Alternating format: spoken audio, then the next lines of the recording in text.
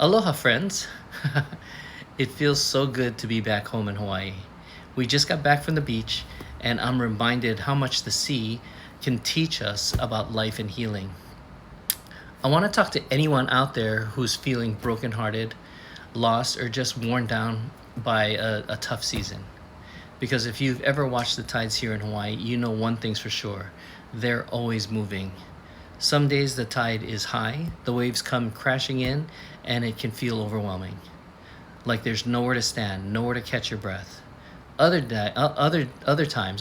the tide pulls back. The ocean gets calm, and suddenly there's space to see the sand, to find your footing, to breathe. Heartbreak is a lot like those tides. Sometimes the pain is right up to your chin.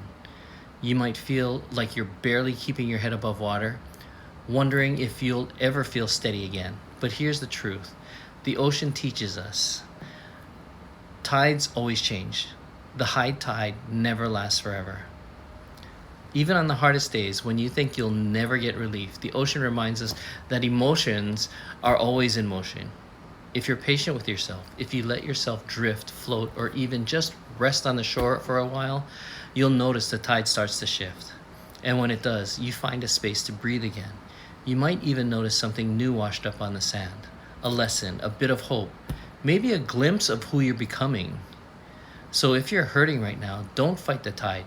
Let yourself feel what you need to feel.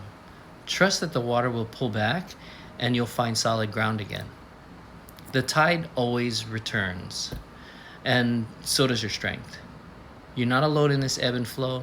If you need a reminder, just look at the ocean and remember that change is always possible, even when you can't see it yet.